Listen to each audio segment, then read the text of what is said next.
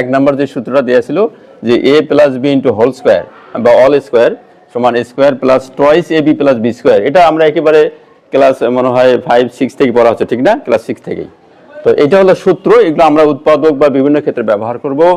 আর অনুসিদ্ধান্ত হচ্ছে মান নির্ণয়ের ক্ষেত্রে এটা হচ্ছে a plus b into whole square সমান a minus b into whole square plus 4ab অথবা অল স্কোয়ারও বলা যায়। তো এখানে যদি প্লাসে থাকে তাহলে এখানে মাইনাস দিয়ে শুরু হবে, আর এখানে মাইনাস থাকলে এখানে কি হবে? প্লাস হবে। তাহলে দুটো বিষয় কিন্তু একটু খেয়াল করতে হবে যে a plus b into whole square সমান a minus b into whole square plus 4ab। তাহলে এখানে প্লাস ছিল জন্য এখানে মাইনাস, এখানে মাইনাস থাকলে এখানে কি হবে? প্লাস। যেটা এটা সূত্র ভাঙলে প্রমাণ করলে এটি চলে আসে। অনুরূপভাবে আমরা 2 নম্বরে যদি যাই তাহলে a minus b into whole square সমান square minus twice ab plus b square, এটা কি সূত্র, তাই না? এটা আমরা সূত্রগুলো আসলে আমরা কখন নেব? যখন আমাদের উৎপাদক করতে হবে সেই সব ক্ষেত্রে আমরা এই সূত্রগুলো ব্যবহার করব।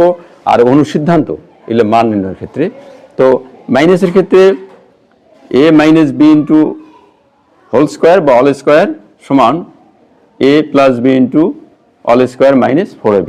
এখানে মাইনাস ছিল আর আমরা এখানে কী দিয়ে শুরু করছি?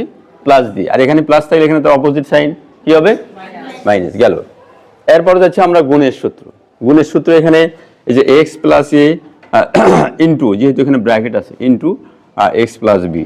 সেই ক্ষেত্রে এখানে দেখো এই দুটো একই নেবো, এই দুটা এক, আর এই দুটো কিন্তু আলাদা, ঠিক না?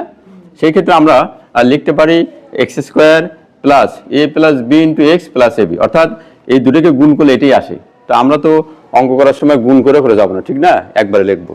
তার মানে কি এই দুটো যেটা ছিল তার বর্গ, আর বাকি দুটার হচ্ছে সমষ্টির সাথে এক্সট্রা গুণ হবে, আর এই দুটো গুণ হবে। ওকে, একইভাবে স্কোয়ার মাইনাস বি স্কোয়ার, এটা একটা মাত্র সূত্রই এ প্লাস বি ইন্টু এ মাইনাস বি, এটাও কিন্তু গুণ, ঠিক না? গুণ না? গুণ, গুণ আকার।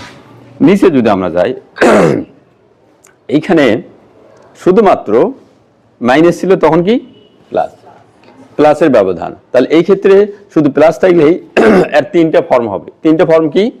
একটা হচ্ছে a plus b into whole square minus 2ab, আর একটা a minus b into whole square plus 2ab, আর একটা হচ্ছে a plus b whole square plus a minus b whole square divided 2, মানে পুরোটার নিচে 2 হবে।